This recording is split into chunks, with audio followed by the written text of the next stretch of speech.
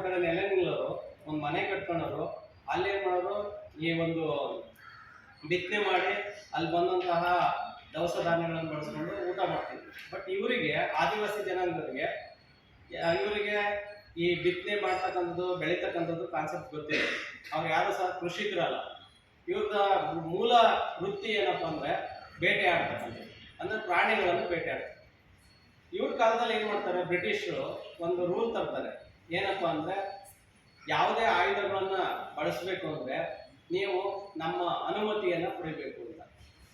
ನಮ್ಮ ಅನುಮತಿ ಇಲ್ದಂಗೆ ಆಯುಧಗಳನ್ನು ಬಳಸಂಗಿಲ್ಲ, ನಮ್ಮ ಅನುಮತಿ ಇಲ್ದಂಗೆ ಯಾವುದೇ ಬೇಟೆಯನ್ನು ಆಡಂಗಿಲ್ಲ. ಆಗ ಇದು ಆ ಆದಿವಾಸಿ ಜನಾಂಗದವರ ಕೋಪಕ್ಕೆ ತುತ್ತಾಗ. ಆದರೆ ಎಲ್ಲರೂ ಅಮಾಯಕರು, ಅನಕ್ಷರಸ್ಥರು, ಅವರಿಗೆ ಪ್ರಪಂಚದ ಜ್ಞಾನನೇ ಗೊತ್ತಿಲ್ಲ, ಸಮಾಜದ ರೀತಿ ರಿವಾಜುಗಳು ಗೊತ್ತಿಲ್ಲ. ಹಾಗಾಗಿ ಅವ್ರು ಹೇಳಿದಂತೆ ಅಡಿಯಾಳಾಗಿ ಅವ್ರ ಆದೇಶಗಳನ್ನು ಪಾಲನೆ ಮಾಡ್ಕೊಂತ ಹೋಗ್ತಾರೆ. ಆಗ ಇವರ ಪರವಾಗಿ ಧ್ವನಿ ಎತ್ತಿದ ಏಕೈಕ ವ್ಯಕ್ತಿ ಯಾರು ಅಂದರೆ ಬಿರ್ಸಾ ಮುಂಡಾ. ಹೆಂಗೆ ನಾವು ಇವತ್ತು ತುಳಿತಕ್ಕೊಳಗಾದಂತಹ ವ್ಯಕ್ತಿಗಳ ಪರವಾಗಿ ನಮ್ಮ ಸಂವಿಧಾನವನ್ನು ರಚನೆ ಮಾಡಿ ಎಲ್ಲರಿಗೂ ಒಂದು ಕಾನೂನು ರೀತಿಯ ನ್ಯಾಯಯುತವಾದಂತಹ ಧ್ವನಿಯನ್ನು ನೀಡಿದಂತಹ ವ್ಯಕ್ತಿ ಯಾರಂದರೆ ಡಾಕ್ಟರ್ BR ಅಂಬೇಡ್ಕರ್ ಅವರ ಹೆಸರು ಹೇಳ್ತೀವೋ, ಹಾಗೆ ಆದಿವಾಸಿಗಳ ಪರವಾಗಿ, ಅವರ ಒಂದು ಹಕ್ಕುಗಳ ಪರವಾಗಿ ಧ್ವನಿ ಎತ್ತಿದ ಏಕೈಕ ವ್ಯಕ್ತಿ ಅಂದರೆ ಬಿರ್ಸಾ ಮುಂಡಾ.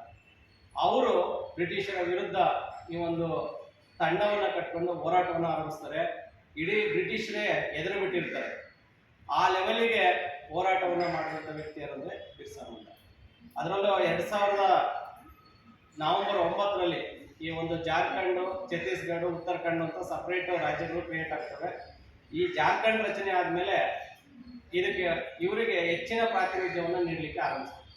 ಹಾಗಾಗಿ ಇವತ್ತು ನಮ್ಮ ST ಇಲಾಖೆ, ಪರಿಶಿಷ್ಟ ಪಂಗಡಗಳ ಇಲಾಖೆ, ಇವರ ಒಂದು ಜನ್ಮ ದಿನಾಚರಣೆಯನ್ನು ಇವತ್ತಿನ ದಿವಸ ಆಚರಿಸ್ತಾ ಇದ್ದಾರೆ. ಆಚರಿಸೋ ಉದ್ದೇಶ ಏನಂದರೆ, ಇವ್ರನ್ನೆಲ್ಲ ನೆನೆಸ್ಕೊಳ್ತಕ್ಕಂಥದ್ದು. ನಮ್ಮ ಒಂದು ಸಮುದಾಯಕ್ಕೆ ಎಷ್ಟೆಲ್ಲ ಇವರು ಕಾಣಿಕೆಗಳನ್ನು ಕೊಟ್ಟಿದ್ದಾರೆ. ಅಟ್ಲೀಸ್ಟ್ ನೀವೇನಾದ್ರು ಫ್ರೀ ಇದ್ದಾಗ ಒಂದ್ಸರಿ ಗೂಗಲ್ ಮಾಡಿ ನೋಡಿ, ಆವತ್ತು ಇವ್ರು ಏನೆಲ್ಲ ಹೋರಾಟ ಮಾಡಿದ್ದಾರೆ, ಎಷ್ಟೆಲ್ಲ ಕಷ್ಟಪಟ್ಟಿದ್ದಾರೆ ಅಂತಕ್ಕಂಥದ್ದು. ಸೊ ನಾವೊಂದು ಸ್ವಲ್ಪ ಹಿಸ್ಟ್ರಿ ಓದಿ ಅಷ್ಟಿಷ್ಟು ತಿಳ್ಕೊಂಡಿದ್ದೀವಿ. ನೀವೀಗ ಹಿಸ್ಟ್ರಿ ಓದಿಲ್ಲ ಅಥವಾ ನೀವೆಲ್ಲ ಸೈನ್ಸ್ ಬ್ಯಾಕ್ಗ್ರೌಂಡ್ ಅಂದರೆ ಇವರೆಲ್ಲ ಮರ್ತೋಗ್ಬಿಟ್ಟಿರ್ತಾರೆ. ಬಟ್ ಆಗ ಯಾವ ಬಂದೂಕುಗಳಿರಲಿಲ್ಲ, ಯಾವ ಮಾಡರ್ನ್ ವೆಪನ್ಸು ಸಹ ಇರಲಿಲ್ಲ. ಆದರೂ ಸಹ ಬ್ರಿಟಿಷರಲ್ಲಿ ನಡುಕವನ್ನು ಉಂಟು ಮಾಡಿದಂಥ ವ್ಯಕ್ತಿಗಳು ಅಂದರೆ ಇವರು. ಹಾಗಾಗಿ ಅವರ ಸವಿನ ನೆನಪಿಗಾಗಿ ಒಂದು ದಿನವನ್ನು ನಾವು ಆಚರಿಸ್ತಾ ಇದ್ದೀವಿ. ಅವರ ಒಂದು ಹಾಕಿಕೊಟ್ಟಂತಹ ದಾರಿಯಲ್ಲಿ ನಾವೆಲ್ಲ ನಡ್ಕೊಂಡು ಹೋಗೋಣ ಅಂತ ಹೇಳ್ತಾ ನಾನು 2 ಮಾತು ಮುಗಿಸ್ತೀನಿ. Thank you.